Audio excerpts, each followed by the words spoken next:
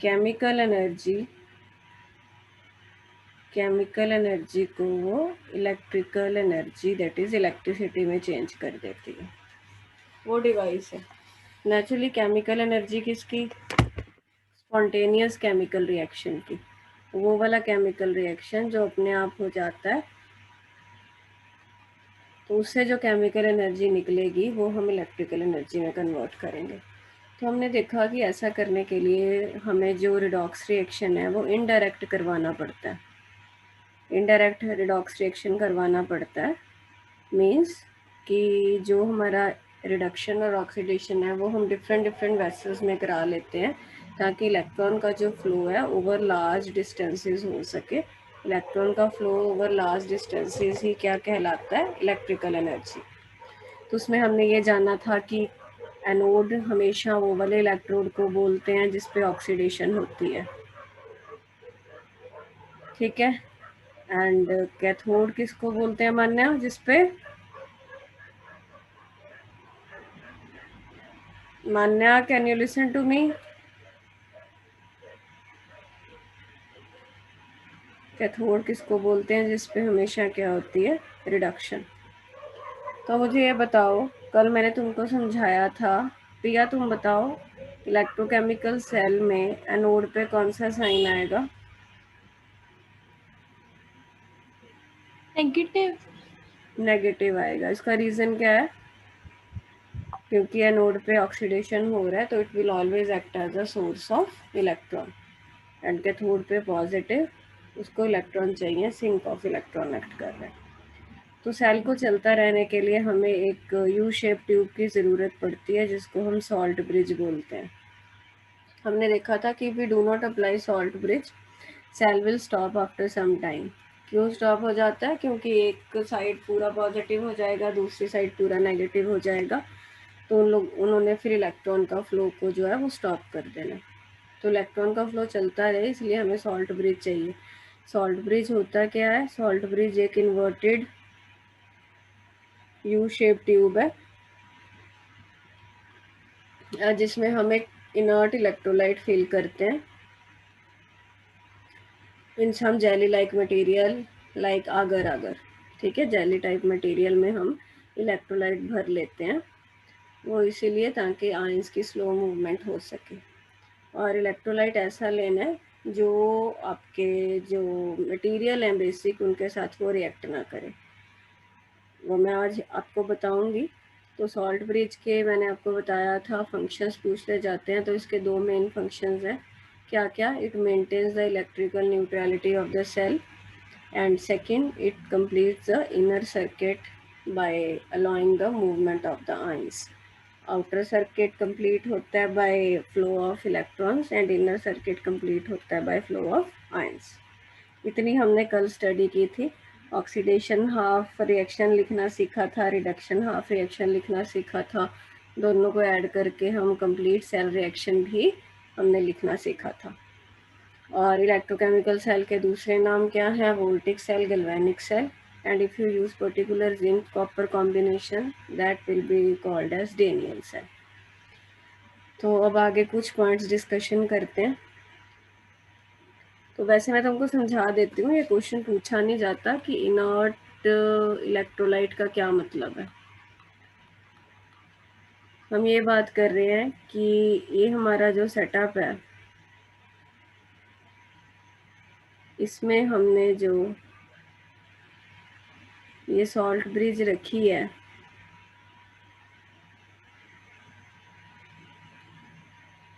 इसमें हम जो इलेक्ट्रोलाइट भरेंगे वो इनर्ट इलेक्ट्रोलाइट होना चाहिए। मैं एक एग्जांपल देती हूँ आपको। सपोज करो कि जो हम मटेरियल यूज़ कर रहे हैं उनमें से सपोज करो कोई किसी एक में सिल्वर के आयंस है। किसके आयंस है? सिल्वर के आयंस है। और आपने इलेक्ट्रोलाइट यूज़ कर लिया KCl। कौन सा इलेक्ट्रोलाइट यूज़ कर लिया? KCl। सपोज करो इधर क्लोराइड आयंस मूव करने लग गए ताकि वो यहाँ पे जो एक्सेस सिल्वर आयंस थे, पॉजिटिव आयंस थे, उनको न्यूट्रलाइज करा सके। लगता है हमें क्या दिक्कत है? बढ़िया तो चल रहा है। दिक्कत बेटा ये है, नो डाउट इसको ये न्यूट्रलाइज करा देगा बट इसके साथ ये रिएक्ट होके इसके PPT बना देगा। तो आपके मन में क्वेश्चन आएगा फिर क्या प्रॉब्लम है। प्रॉब्लम ये है कि ये न्यूट्रलाइज तो हो गया, बट साथ के साथ अब इसके पीपीटी बन गए। पीपीटी बनने से क्या होगा, सिल्वर प्लस की जो कंसंट्रेशन थी वो चेंज हो जाएगी।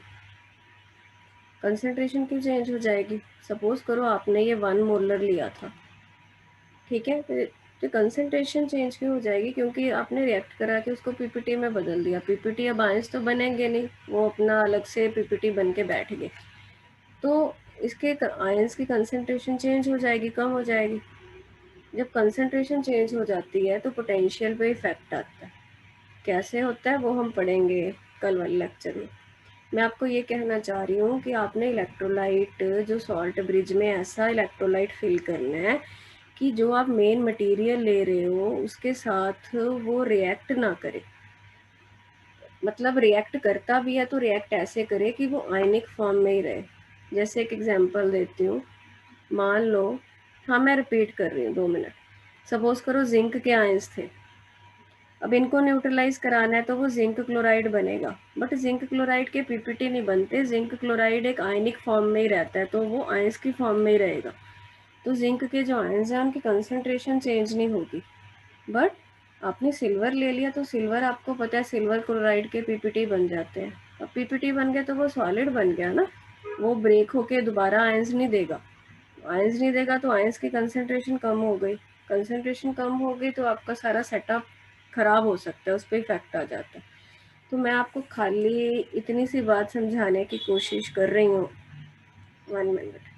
मैं आपको ये समझाने की कोशिश कर रही हूँ कि आपने इलेक्ट्रोलाइट, हमने डेफिनेशन में लिखा था salt bridge is a U-shaped, inverted U-shaped tube which contains inert electrolyte.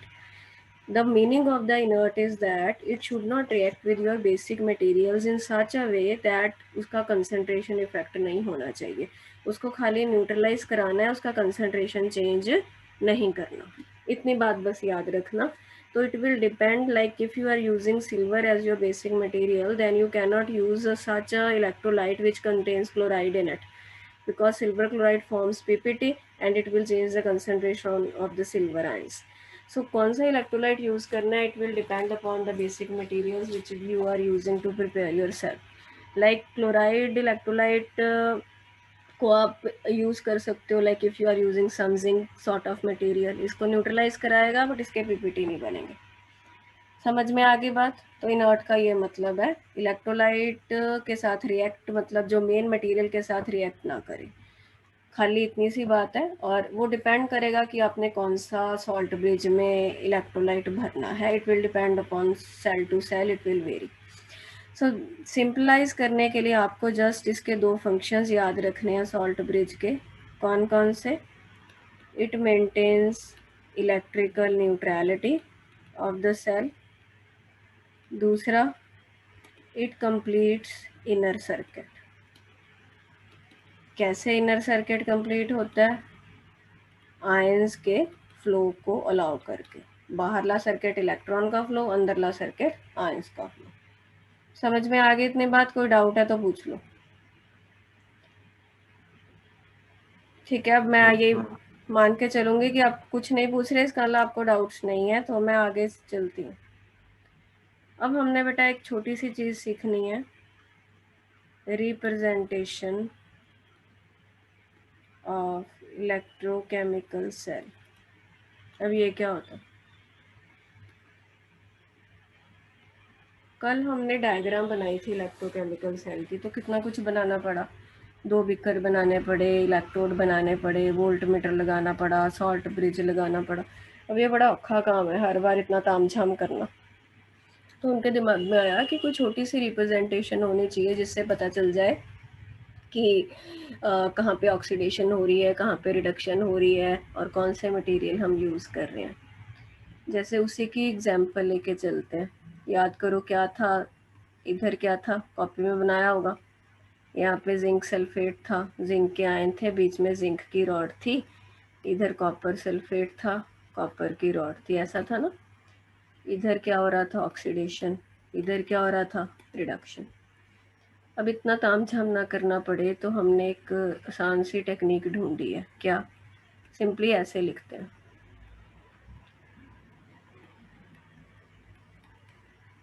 मैं बताती हूँ इसका क्या मतलब है।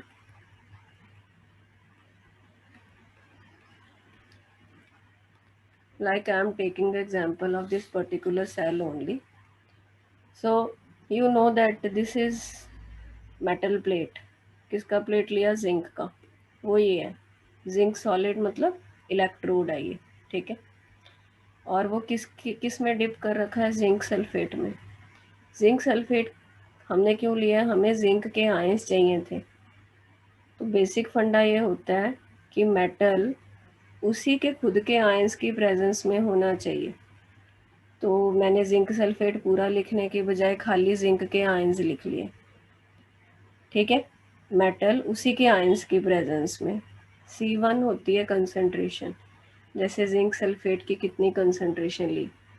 जैसे स्टैंडर्ड कंसंट्रेशन 1 मोलर होती है, चेंज भी हो जाती है, तो कितनी कंसंट्रेशन है वो लिखनी होती है यहाँ पे।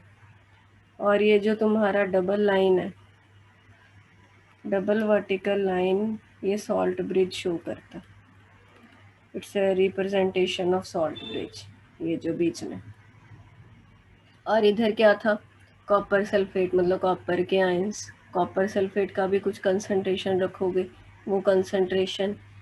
फिर कॉपर सॉलिड, मतलब ये कॉपर की जो तुम्हारी रॉड थी, इलेक्ट्रोड थी। आई बात समझ में? तो यहाँ पे पहले सॉलिड लिखा है, फिर आयंस लिखे हैं, क्योंकि ये ऑक्सीडेशन हाफ सेल है, इसमें ऑक्सीडेशन हो रही है, ये ऐसे बदलेगा। और इधर क्या हो रहा है? ये रिडक्शन हाफ सेल है। पढ़ते जाना साथ साथ। इधर ये वाला रिएक्शन हो रहा था, हमने पढ़ा था। तो double line salt bridge represent करता है। और तुम पूछोगे मम्मी सिंगल वर्टिकल लाइन क्या रिप्रेजेंट करता है? बेटा ये सिंगल वर्टिकल लाइन रिप्रेजेंट करता होता है फेज बाउंड्री। अब ये फेज बाउंड्री समझते हो? मतलब ये सॉलिड था और ये एक्वस मीडियम में है, तो फेज डिफरेंस हो गया ना एक तरीके से। ये सॉलिड हो गया, ये लिक्विड हो गया। सिमिलरली ये लिक्विड है कॉपर सल्फेट, और ये फेज बाउंड्री, ये सॉलिड। तो ये रिप्रेजेंटेशन होती है। Right side reduction half reaction होता है, left side oxidation half reaction होता है। तो लेफ्ट साइड वाला एनोड एक्ट करता है क्योंकि वहाँ ऑक्सीडेशन हो रही है, और राइट साइड वाला क्या एक्ट करता है? कैथोड।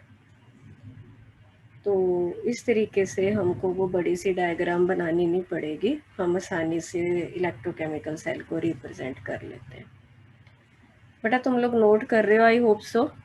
लिखते हो ना कुछ कुछ साथ में? ये सारा जो मैं लिख रही हूँ उसको लिखते जाया करो। समझ में आ गई रिप्रेजेंटेशन? मैम C1 C2 क्या है? C1 C2 कंसंट्रेशंस है। C1 C2 molarity. मोलैरिटी, हाँ। कंसंट्रेशंस किसकी? कंसंट्रेशन इलेक्ट्रोलाइट की। कंसंट्रेशन यूजुअली मोलैरिटी ही होती है, कुछ और नहीं मेंशन किया हुआ तो हम मोलैरिटी लेके चलते हैं, जो हमने पढ़ी थी ना सॉल्यूशन चैप्टर में, मोल पर लीटर, वो।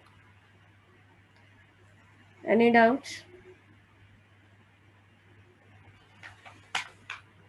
No ma'am. अब मैं एक और एग्जांपल देती हूँ आपको रिप्रेजेंटेशन की। मान लो कि उसने ऐसा लिख के दिया,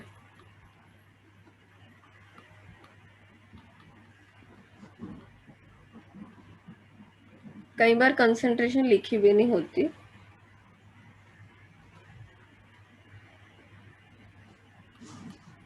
ध्यान देना जरा। फेज बाउंड्री क्या हुआ है? ये देखो, ये रिप्रेजेंटेशन है, इसको हम समझते हैं। उसने तुम ऑक्सीडेशन हाफ सेल बस अभी बोलना नहीं, चुप रहो, मैं समझाती हूँ।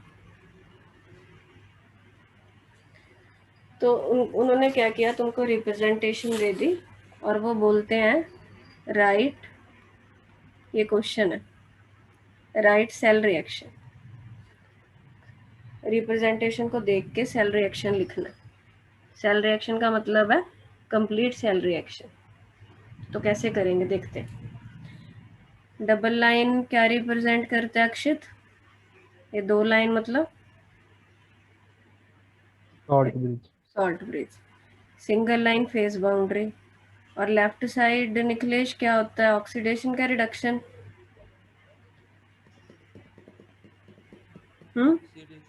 ऑक्सीडेशन। तो ये एनोड है। अब इसमें तुमसे कोई पूछे कि इलेक्ट्रोड कौन है, तुम बोलोगे लेड इलेक्ट्रोड है, यही बोलोगे ना। लेड की प्लेट इलेक्ट्रोड एक्ट कर रही है लेड के आयंस के प्रेजेंस में। इधर वाली साइड बेटा क्या है, कई बार क्या होता है ना, शायद तुम लोगों ने पढ़ा हो छोटी क्लास में, आईसीएसई बच्चों ने पढ़ा होगा, इनर्ट इलेक्ट्रोड्स होते हैं कुछ। जैसे यहाँ पे ये जो प्लेटिनम सॉलिड लिखा है ना, वो इलेक्ट्रोड का काम कर रहा है। ये इलेक्ट्रोड नहीं है, यहाँ पे bromine liquid in the presence of bromine ions, ये इलेक्ट्रोड नहीं है। इलेक्ट्रोड यहाँ पे प्लेटिनम है, वो इनर्ट है बट वो रिएक्शन के साथ इंटरफियर नहीं करता। फिर वो करता क्या, इलेक्ट्रोड बेसिकली, इनर्ट इलेक्ट्रोड वो होता है जो सिर्फ सरफेस प्रोवाइड करता है। सरफेस किसके लिए? सरफेस ताकि रिएक्शन हो सके।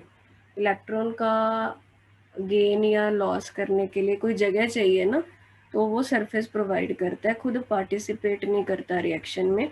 ऐसे इलेक्ट्रोड को इनर्ट इलेक्ट्रोड बोलते हैं। यहाँ पे ये सरफेस भी दे रहा है और रिएक्शन में पार्टिसिपेट भी कर रहा है, तो ये एक्टिव इलेक्ट्रोड है। तो वो डिपेंड करता है रिएक्शन टू रिएक्शन।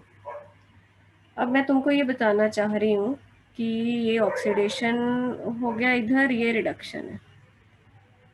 करना क्या था अपन ने? सेल रिएक्शन लिखना था। तो सेल रिएक्शन लिखने के लिए हमको मालूम है कि पहले ऑक्सीडेशन हाफ रिएक्शन लिख लेना चाहिए।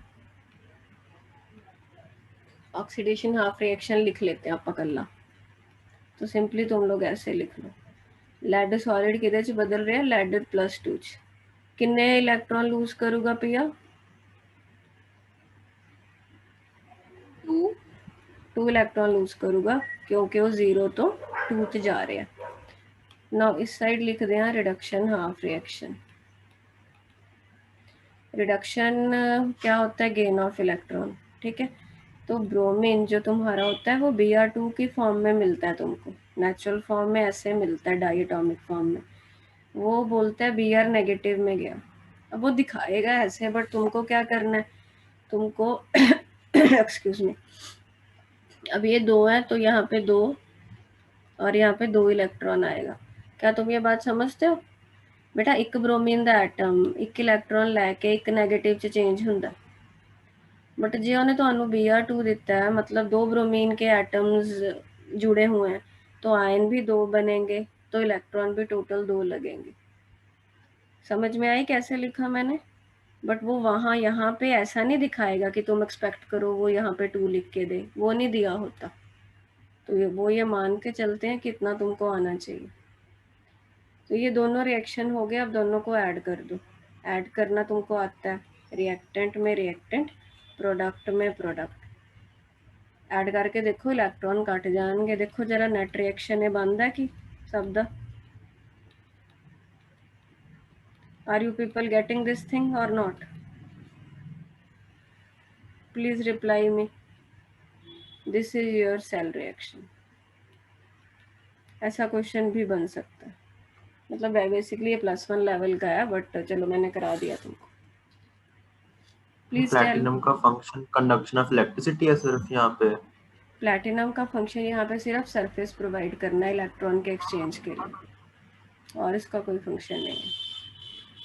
मतलब सिर्फ उसका बेसिकली इलेक्ट्रोड का मास कम होगा लेफ्ट साइड में, जो जहाँ पे ऑक्सीडेशन हो रही है यहाँ पे कांस्टेंट रहेगा। हाँ, इसका इफेक्ट नहीं होगा बिल्कुल। वो तुम ब्रोमीन लिक्विड किसी लाइक और तरीके से आप सारा करते हो, वो मैकेनिज्म अलग होता है उनका, वो एक्सेप्ट करते रहते हैं उसको, और तरीके से बाहर करते रहते हैं जो बनेगा। सिर्फ कंडक्शन ही उसका पर्पस है प्लैटिनम का यहाँ पे।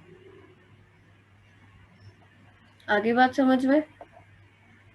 Yes, ma'am. Yes, ma'am. तो ये सेल रिप्रेजेंटेशन हो गई। अब हम पढ़ने जा रहे हैं इलेक्ट्रोड पोटेंशियल क्या होता है। अच्छे से ध्यान से समझ लेना बेटा ये टॉपिक।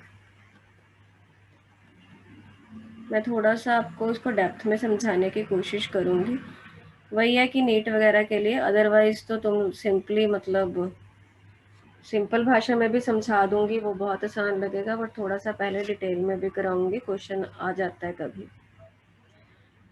और इलेक्ट्रोड पोटेंशियल 2 तरीके का होता है, उसको अप्लाई कैसे करना है तो वो बहुत इम्पोर्टेंट है, वो तुमको ईएमएफ वगैरह की कैलकुलेशंस में यूज़ होगा।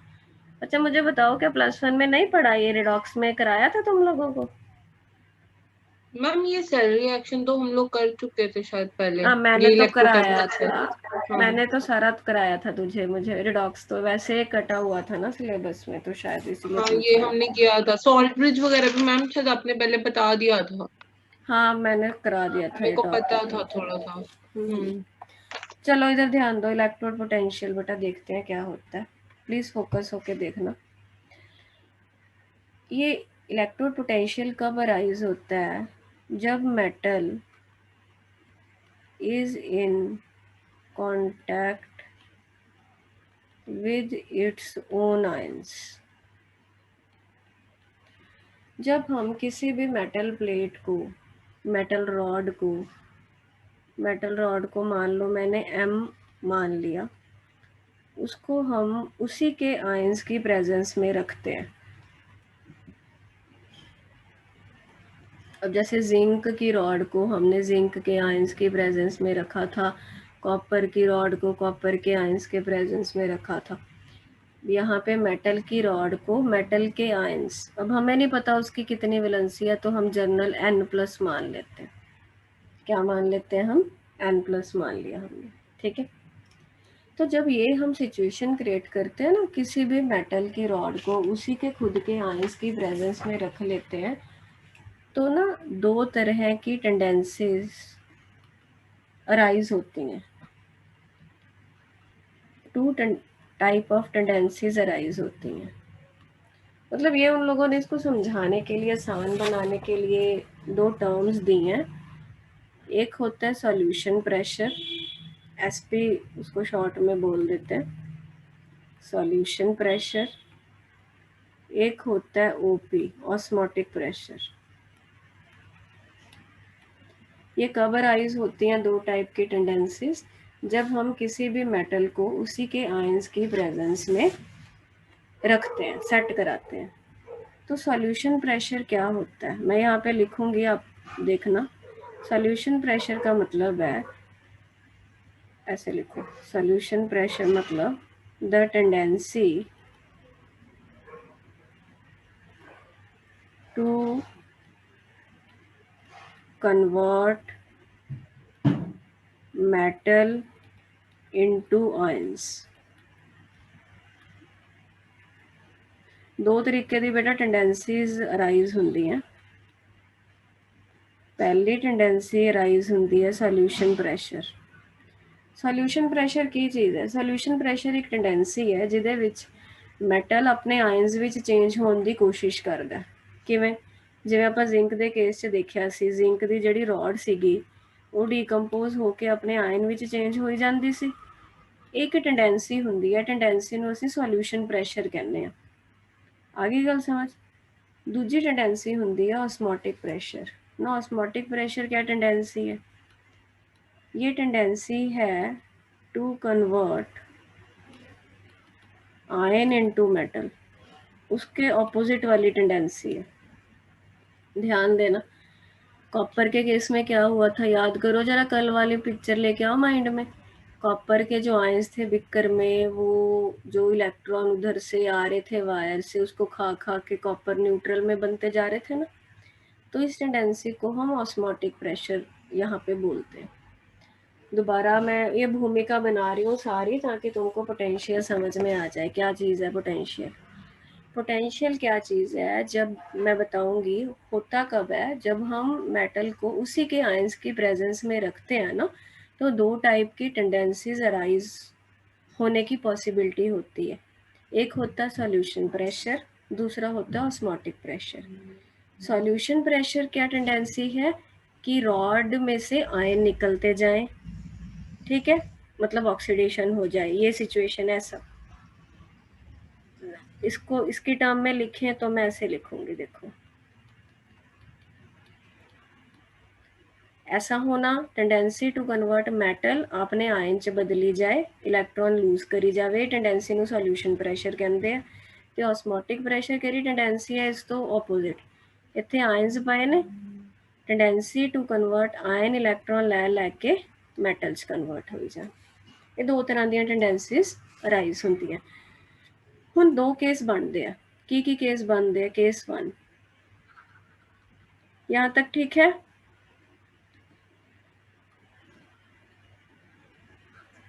Yes ma'am. Yes ma'am.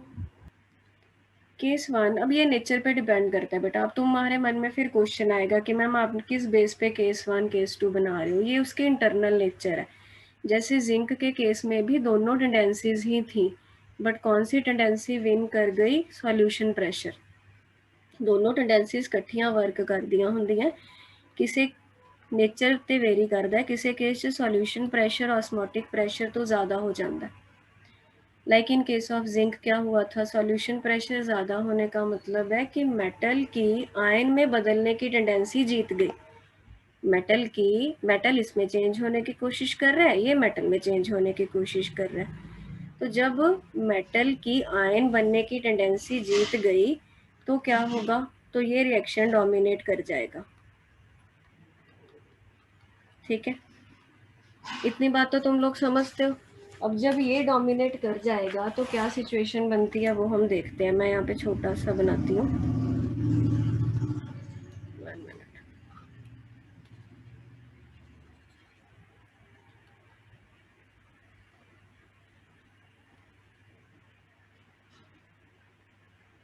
ये सिचुएशन कब है? केस 1 की है, जब सॉल्यूशन प्रेशर जीत गया, ये रिएक्शन होने लग गया। तो जब ये रिएक्शन होगा तो ये आयंस बनाई जा रहा है। ठीक है, यहीं पे जाएंगे सॉल्यूशन में आयंस, तो हम अभी के लिए यहाँ पे है, मान लो ये पॉजिटिव आयंस में चेंज हुई जा रहा है, मेटल से निकल के आयन बने जा रहे हैं। और अभी हमने इसको किसी के साथ कनेक्ट नहीं किया, हम अभी जनरल बात कर रहे हैं। और ये जो इलेक्ट्रॉन छोड़ रहा है ये इसके सरफेस पे ही है अभी। ये वाले केस को रिप्रेजेंट करता है। दोबारा बताती हूँ, मैटल दी रॉड है, ਉਹਦੇ आयन दी प्रेजेंस। दो पॉसिबिलिटीज़ हैं। पहली पॉसिबिलिटी की होया सॉल्यूशन प्रेशर विन कर गया, हाई सीगा solution pressure. Now if solution pressure is hire this tendency will win, मतलब मेटल अपने आयन में पॉजिटिव आयन में चेंज होगा, ये रे पॉजिटिव आयन, और वो इलेक्ट्रॉन लूज करेगा। तो इसके सरफेस पे अभी इलेक्ट्रॉन्स पड़े हैं। इतनी बात समझ में आई आपको? फटाफट बोलो, ये मीटिंग खत्म हो जाएगी, उससे पहले पहले हम ये टॉपिक कर लें। Yes ma'am. ठीक है, अब तुम लोग एक इंटरेस्टिंग बात देखो, ये चार्ज सेपरेशन क्रिएट होने लगी, इजंट इट? तुम लोगों ने फिजिक्स में पढ़ा होगा कि पोटेंशियल कब अराइज होती है? जब चार्ज सेपरेशन होने लगती है। तो यही जो चार्ज सेपरेशन है ये पोटेंशियल को जनरेट करता है। अब जब मेटल अपने आयंस में कन्वर्ट होने की टेंडेंसी ज़्यादा है, या मैं कह लूँ सॉल्यूशन प्रेशर ज़्यादा है, इस टेंडेंसी को हम ऑक्सीडेशन पोटेंशियल बोलते हैं। पोटेंशियल दो तरीके का होगा। पोटेंशियल का खाली मतलब क्या है कि चार्ज डिफरेंस जनरेट हुआ। क्यों डिफरेंस जनरेट हुआ? क्योंकि दो तरीके की टेंडेंसी सी। जो सॉल्यूशन प्रेशर ज़्यादा है तो इदां दी सिचुएशन आएगी, उसको हम ऑक्सीडेशन पोटेंशियल बोलते हैं कि tendency of electrode to get oxidised. To get oxidized means to get change into its signs. Tendency of electrode to get oxidized. अब ऑक्सीडाइज का मतलब आप समझते हो, ये कहानी है। अब दूसरा केस क्या है? दूसरा केस क्या है कि osmotic pressure is greater than solution pressure. Now you know if osmotic pressure is greater than solution pressure तो ऑपोजिट केस आ जाएगा। ऑपोजिट केस का क्या मतलब है? ये टेंडेंसी विन हो जाएगी। ठीक है, अब यदि ये टेंडेंसी विन हो गई फिर भी चार्ज डिफरेंस तो बनेगा ही। वो कैसे बनेगा वो देख लेते हैं। आप पिक्चर ध्यान से रखनी है, ये मेटल है, ये आयन है। हुण आयन इहदे ते जाई जांदे हैं। ठीक है, तो इसमें हम बना लेते हैं, क्या होगा? अब इसमें से ये देखना, ये उल्टी सिचुएशन जनरेट हो जाएगी। ऐसा क्यों बनाया मैंने? यहाँ पे M+ वाले घूम रहे हैं, इनको इलेक्ट्रॉन चाहिए, तो वो यहाँ से इलेक्ट्रॉन खींच लेंगे, ये इलेक्ट्रॉन अल्टीमेटली इनके पास जाएगा और ये न्यूट्रल में चेंज हो जाएंगे और रॉड पे पॉजिटिव चार्ज आ गया। तो ये जो सिचुएशन है, फिर चार्ज सेपरेशन होगी, चार्ज सेपरेशन पोटेंशियल क्रिएट करेगी। जो ये वाली सिचुएशन है, this potential is called reduction potential. Reduction potential again tendency, potential का मतलब है टेंडेंसी ही, tendency of ion to get reduced. To get reduce मतलब to get change into its neutral form. तो जो पोटेंशियल है, पोटेंशियल कब अराइज होती है? जब हम मेटल को उसी के आयंस की प्रेजेंस में रखते हैं। तो दो तरह की इलेक्ट्रोड पोटेंशियल हो सकती है, एक ऑक्सीडेशन पोटेंशियल होती है, एक रिडक्शन पोटेंशियल होती है। ऑक्सीडेशन पोटेंशियल कब होगी? जब सॉल्यूशन प्रेशर ज़्यादा होगा। सॉल्यूशन प्रेशर एक टेंडेंसी होती है जिसमें मेटल ऑक्सीडाइज होकर अपने आयंस में कन्वर्ट होने की टेंडेंसी रखता है। ऑस्मोटिक प्रेशर एक टेंडेंसी होती है जिसमें आयंस मेटल में कन्वर्ट होने की टेंडेंसी रखते हैं इलेक्ट्रॉन लेके। तो दूसरे केस में रिडक्शन पोटेंशियल जनरेट होगा और पहले केस में ऑक्सीडेशन पोटेंशियल जनरेट होगा। ये आपकी पोटेंशियल की कहानी है। इतना समझे? कुछ पूछना है तो बताओ। अब ये कैसे मेजर करते हैं वो मैं तुमको समझाऊंगी, उससे और क्लैरिटी होगी चीज़ों की। ये समझ में आ गया बेटा इतना जो अभी इस पे? हम अगर ये सेम ही हो भी मतलब osmotic pressure is equal to solution, नहीं, ऐसा सिचुएशन नहीं होती है, फिर उसमें तो वो कोई पोटेंशियल डेवलप ही नहीं होगी ना, वो चीज़ नहीं, हम वो होती नहीं है, नेचुरल टेंडेंसी ये है ही नहीं। वो हम एक मान के चलते हैं हाइड्रोजन की पोटेंशियल को, वो भी अपनी तरफ से मान के चलते हैं हम, क्योंकि हमको बाकियों की पोटेंशियल की कुछ वैल्यू चाहिए। वो अगला टॉपिक मैं लेती हूँ, अभी समझ में आ जाएगा क्या कह रही हूँ। अच्छा, अब ना एक काम करते हैं, मैं अभी इसी मीटिंग को बंद कर देती हूँ क्योंकि 4 मिनट में ख़त्म होगी, फिर बीच में टॉपिक लटक जाएगा अपना। जशन डाउट बताओ बेटा क्या है? मैं क्या कह रही हूँ? पोटेंशियल क्या होता है? पोटेंशियल का मतलब क्या है? चार्ज सेपरेशन हो गया। मैं सारे रिपीट कर रही हूँ, ध्यान से सुनना। पोटेंशियल जनरेट होना है, चार्ज सेपरेशन जनरेट होना है। कब होता है? जब हम कोई मेटल है, जैसे जिंक को उसी के आयंस की प्रेजेंस में रखा था, वैसे ही मेटल M को उसी के आयंस की प्रेजेंस में रख दिया। ठीक है, जब भी हम ये सेटअप करते हैं तो हमारे पास दो टाइप की टेंडेंसीज जनरेट होती हैं। इनकी दो टाइप की पॉसिबिलिटीज़ हैं, एक तो सॉल्यूशन प्रेशर होता है, एक ऑस्मोटिक प्रेशर। सॉल्यूशन प्रेशर का मतलब है कि मेटल की रॉड में से मेटल के आयन बन जाए, उसकी ऑक्सीडेशन हो जाए। दूसरी टेंडेंसी इसके ऑपोजिट है, ऑस्मोटिक प्रेशर। वो टेंडेंसी का मतलब क्या है कि आयन इलेक्ट्रॉन लेके मेटल में कन्वर्ट हो जाए। तो दो केस बनते हैं, कई बार ऑस्मोटिक प्रेशर ज़्यादा होता है, कई बार सॉल्यूशन प्रेशर ज़्यादा होता है। सॉल्यूशन प्रेशर नेट ज़्यादा होएगा तो आप कहेंगे कि इलेक्ट्रोड दी ऑक्सीडाइज होने की टेंडेंसी है, तो ऑक्सीडेशन पोटेंशियल कहते हैं। जो ऑस्मोटिक प्रेशर ज़्यादा होगा तो वो रिड्यूस होने की टेंडेंसी ज़्यादा है, तो रिडक्शन पोटेंशियल कहते हैं। इन्नी जी गल समझाई है मैं। हल अगे मैं मीटिंग नवी शुरू कर दी, अगे तुहानू होर क्लैरिटी हो जाएगी, रीजॉइन करो। तो हम क्या बात कर रहे थे? इलेक्ट्रोड पोटेंशियल की।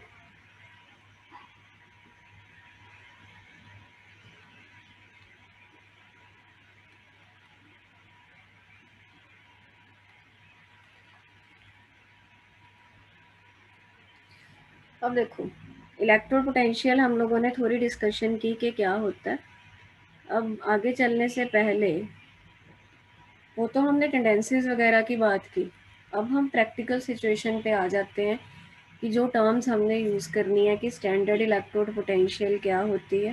पहले मैंने स्टैंडर्ड वर्ड नहीं लिखा था, सिर्फ कल्ला इलेक्ट्रोड पोटेंशियल यूज़ किया था। याद रखना, इलेक्ट्रोड पोटेंशियल ई लिखते हैं और स्टैंडर्ड इलेक्ट्रोड पोटेंशियल को हम E0 लिखते हैं। दोनों में मतलब फ़र्क, कंडीशंस का डिफरेंस होता है। स्टैंडर्ड इलेक्ट्रोड पोटेंशियल का क्या मतलब है? जो इलेक्ट्रोड पोटेंशियल होती है,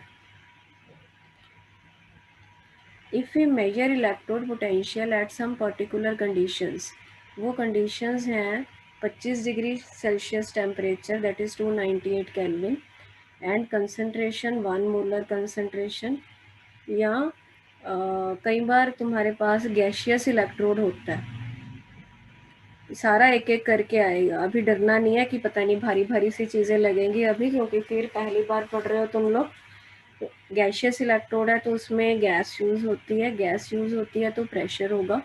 स्टैंडर्ड इलेक्ट्रोड पोटेंशियल है तो प्रेशर शुड बी 1 बार। क्या बोल रही हूँ मैं? हम इलेक्ट्रोड पोटेंशियल के साथ डील कर रहे हैं। इलेक्ट्रोड पोटेंशियल को बेटा मेजर करते होते हैं। उस मेजरमेंट में if we keep conditions particularly 25 degrees Celsius temperature and concentration of the electrolyte, if we keep at 1 molar, that is unity, and if the electrode is gaseous electrode, in that electrode we need some gas, and the pressure of that gas should be 1 bar. If we are measuring our potential under these conditions, then that potential is automatically become standard electrode potential. Now if the condition vary, like suppose you से ma'am concentration हम तो 0.5 molar रखेंगे, रख लो कोई दिक्कत नहीं, उसमें भी पोटेंशियल होगी, बट फिर वो स्टैंडर्ड नहीं आएगी, वो सिंपल उसको इलेक्ट्रोड पोटेंशियल बोलते हैं और उसकी वैल्यू चेंज होगी।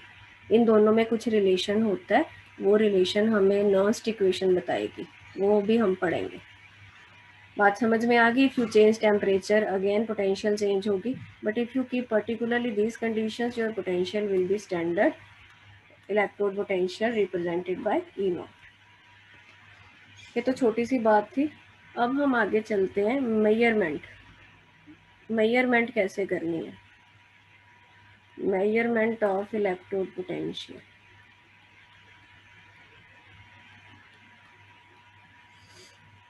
अब बेटा मेजरमेंट करने के लिए क्या है, जैसे मैंने तुम लोगों को मैंने सेटअप अभी बताया कि मेटल को उसी की रॉड में रख लो, है ना, तो वो कुछ पोटेंशियल जनरेट तो हो जाती है, बट इसको तुम मेजर नहीं कर पाते। इसको एब्सोल्यूट बोलते हैं, एब्सोल्यूट इलेक्ट्रोड पोटेंशियल।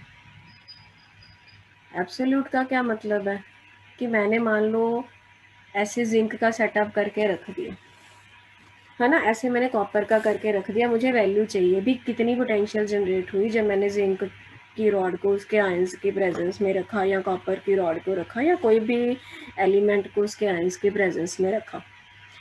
दिक्कत क्या होती है कि जो हमारे पास डिवाइसेस हैं, इलेक्ट्रिकल डिवाइसेस हैं, वो हमेशा मेजर करती हैं कुछ पोटेंशियल डिफरेंस।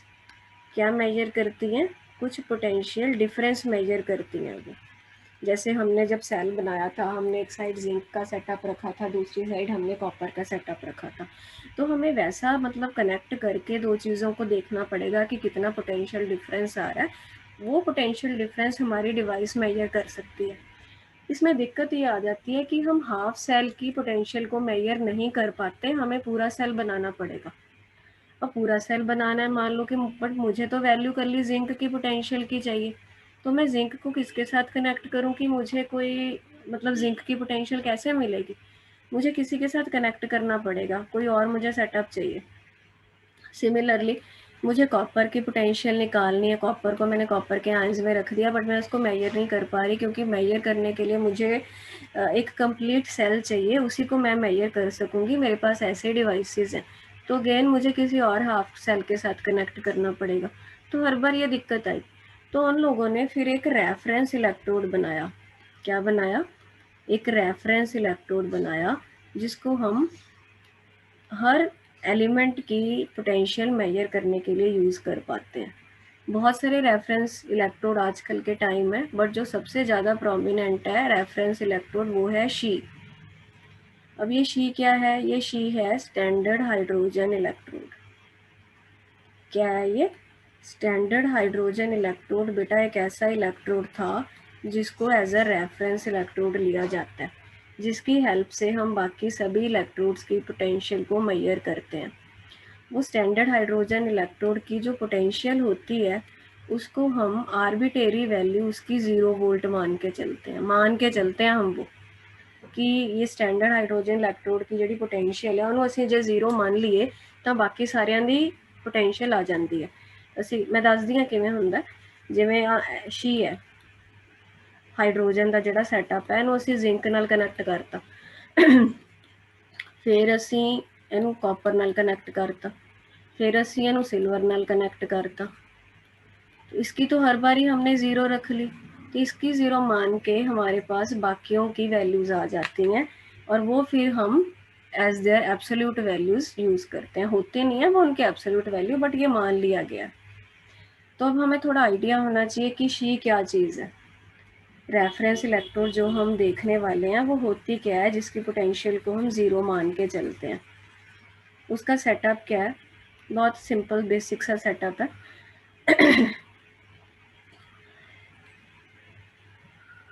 मैं उसका सेटअप बनाने जा रही हूँ। ये बेटा गैसियस इलेक्ट्रोड है। Excuse me.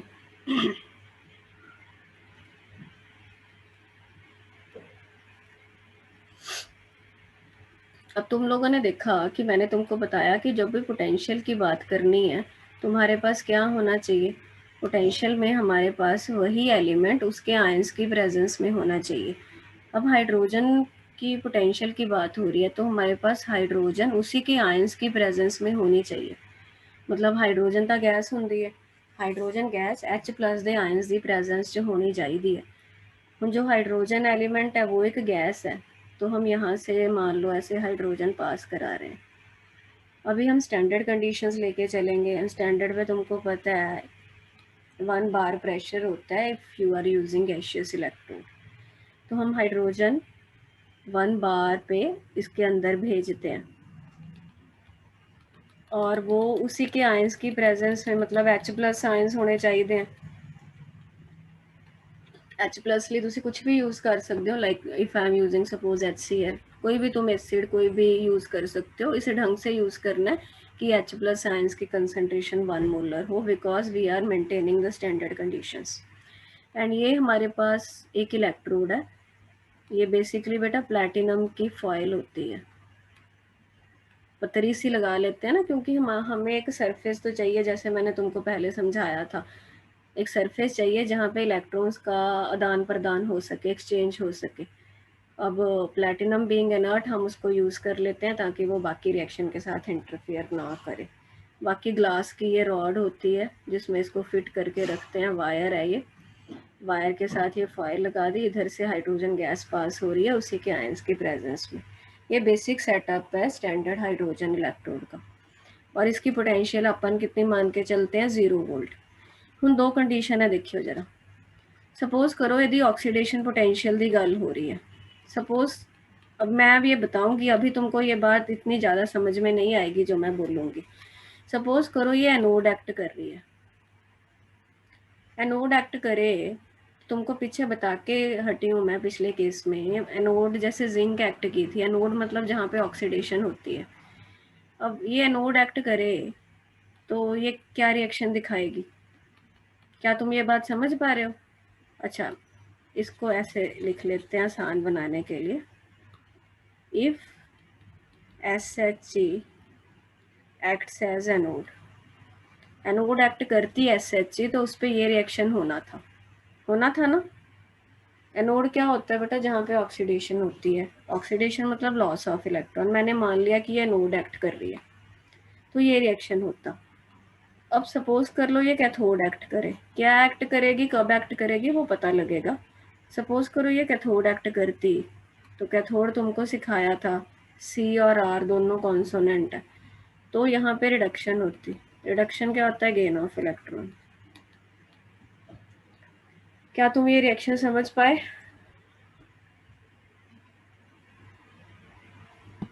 Yes sir.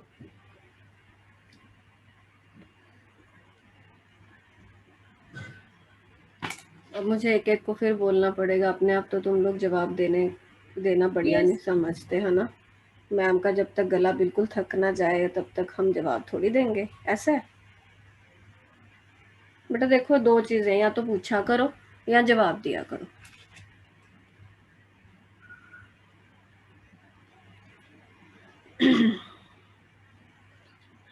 Okay, सो हमें पता चल गया कि एनोड बनेगा तो ये रिएक्शन होएगा, कैथोड बनेगा तो ये रिएक्शन होगा।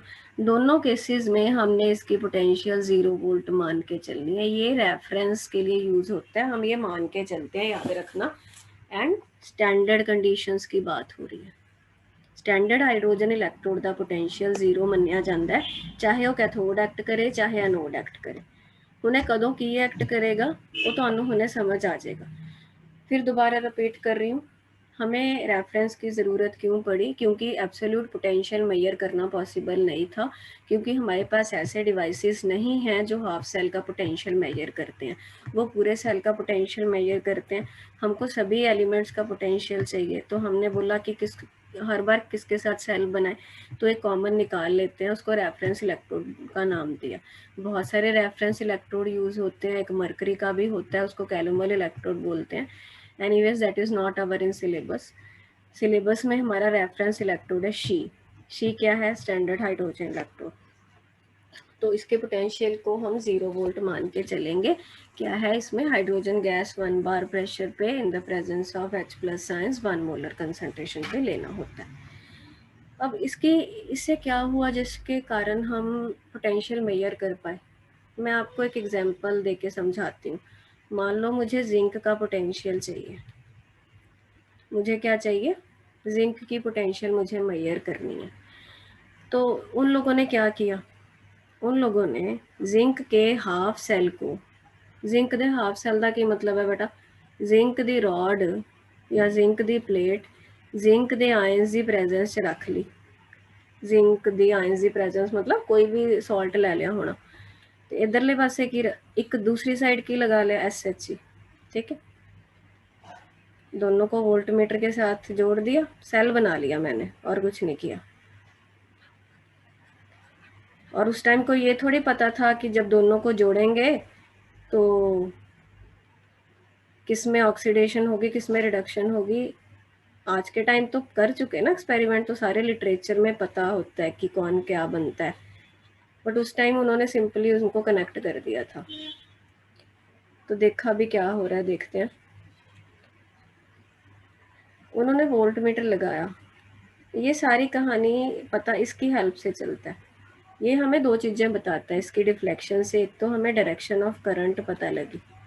अब तुम लोग अपने आप को उस पोजीशन में मान के चलो कि तुम लोग मान लो लैब में रिसर्च कर रहे हो और तुमको जिंक का पोटेंशियल पता कराना है, ठीक है ना। तुमने बस उसको SH के साथ कनेक्ट कर दिया, तुमको कुछ नहीं मालूम अभी कि कितना पोटेंशियल डिफरेंस आएगा और क्या है क्या नहीं है। तुमने देखा इसकी डिफ्लेक्शन से तुम्हें डायरेक्शन ऑफ करंट मालूम पड़ा। 2 चीज़ें पता लगती हैं बेटा, एक डायरेक्शन ऑफ करंट पता चलती है इत्थों, एक पता चलता है पोटेंशियल डिफरेंस। उन particular if I take this example, तो इसी केस की बात कर रही हूँ। एक एग्जाम्पल से तुमको सारी कहानी समझ में आ जाएगी कि बाकियों की पोटेंशियल कैसे मेजर करी होगी। तो इस केस में क्या हुआ, ये पता चला कि जो करंट की डायरेक्शन है वो SH से करंट जिंक की तरफ जा रहा था। तुमने ये पढ़ा होगा कि करंट की डायरेक्शन ऑपोजिट होती है टू द इलेक्ट्रॉन फ्लो। पता है इतनी बात का? करंट इधर जा रहा था, इसका मतलब इलेक्ट्रॉन फ्लो प्रॉब्लम कहाँ से कहाँ हो रहा होगा? Zinc electrode to hydrogen electrode. हाँ ठीक है। क्या बोला मैंने? इसकी डिफ्लेक्शन ने मुझे ये बताया कि करंट की डायरेक्शन क्या है। इस केस में पता चला कि करंट की डायरेक्शन ये थी, तो उसे साइंटिस्ट लोगों ने पता लगा लिया, इसका मतलब इलेक्ट्रॉन जिंक से SH मूव कर रहे थे। ठीक है जी, एक तो ये पता चल गया। अब इससे तुम्हें क्या वैल्यूएबल इंफॉर्मेशन ये पता चलता है कि इलेक्ट्रॉन जिंक से निकल रहे थे, इसका मतलब जिंक क्या एक्ट कर रहा होगा? एनोड इस केस में, और SH क्या एक्ट कर रहा होगा? कैथोड। क्या तुम लोग ये बात समझ पाए? इलेक्ट्रॉन मैं क्या भी जिंक तो निकल के SH ਕੋਲ ਜਾ ਰਹੇ ਨੇ, ਇਹਦਾ ਇਲੈਕਟ੍ਰੋਨ ਜਿੱਥੋਂ ਨਿਕਲਦੇ ਨੇ ਉਹ ਕੀ ਬਣੂਗਾ? ਇਹਦਾ मतलब ਉੱਥੇ ऑक्सीडेशन ਹੁੰਦੀ ਪਈ है, वहां पे ऑक्सीडेशन हो रही है, इसका मतलब वो चीज एनोड एक्ट कर रही है। बोलो, दिमाग लगाओ थोड़ा, इसमें कौन सा तीर मारना है? ये बात नहीं पता लग रही क्या?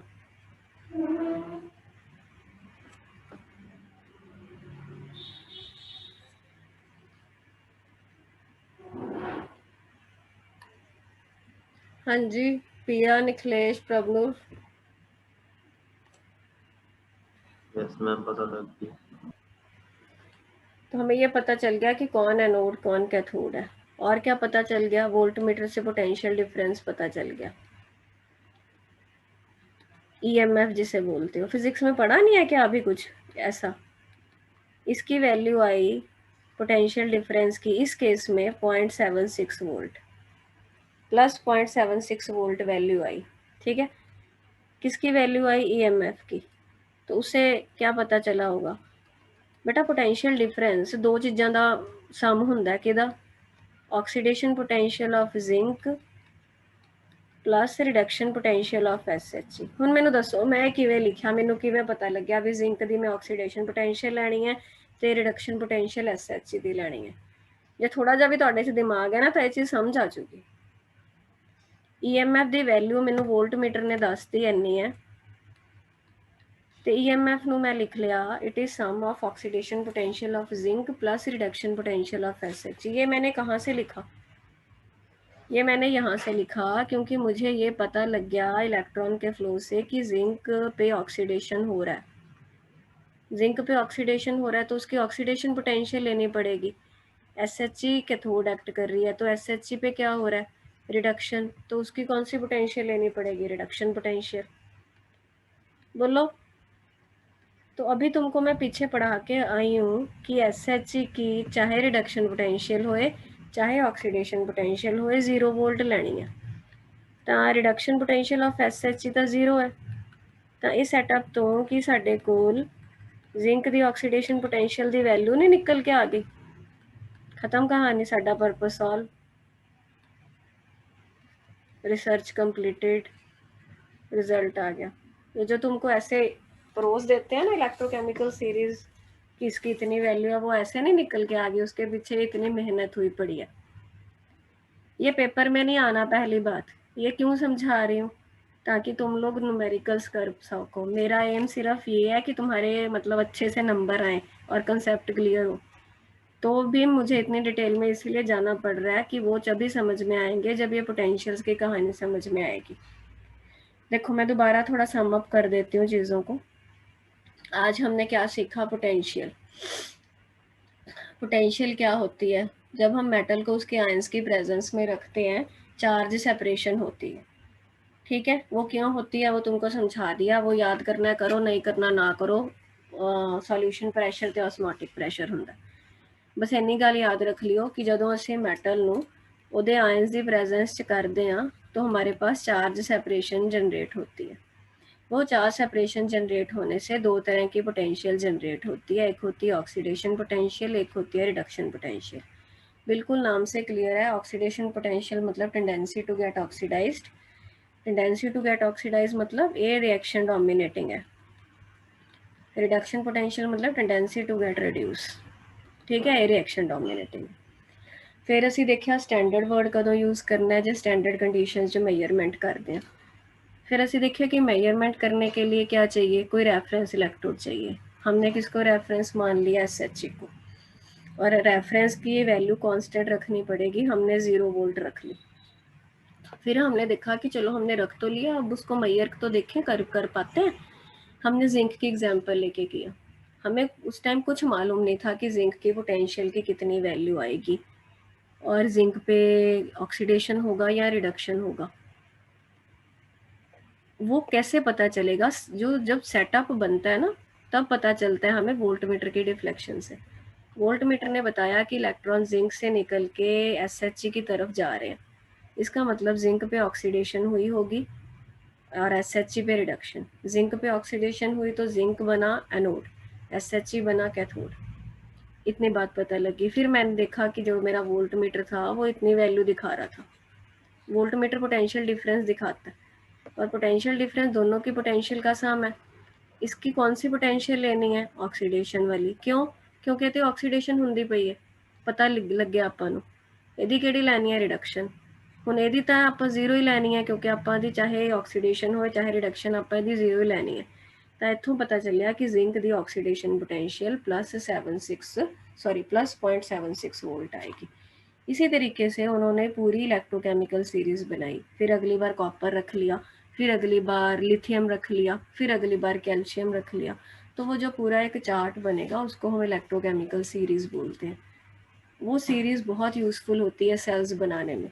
ये जो सारे हमारे प्राइमरी सेल्स हमारे वॉल क्लॉक में रिमोट्स में डलते हैं, ये उसी के पर्पज से जलते हैं। ये सारी थियोरी होती है उनके पीछे, जो हम यूज़ करते हैं वो एप्लीकेशन पार्ट होता है। Now let us discuss if you have any doubts. आज के लेक्चर में कोई डाउट है तो बताओ।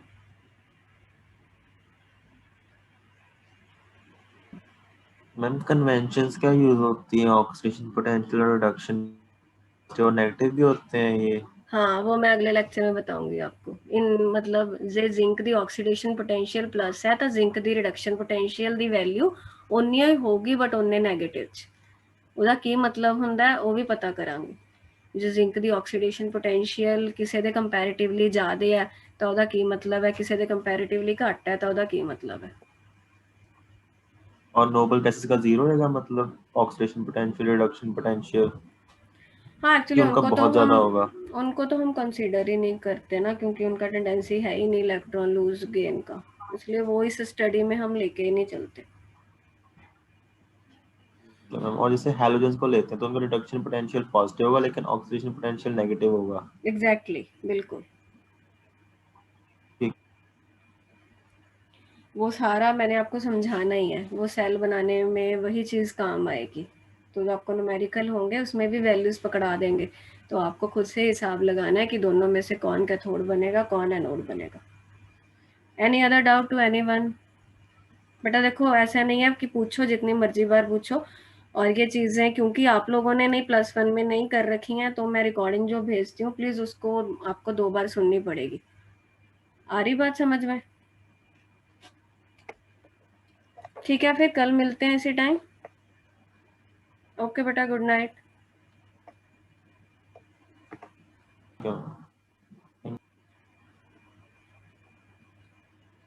Thank you, ma'am. ओके बेटा, थैंक यू।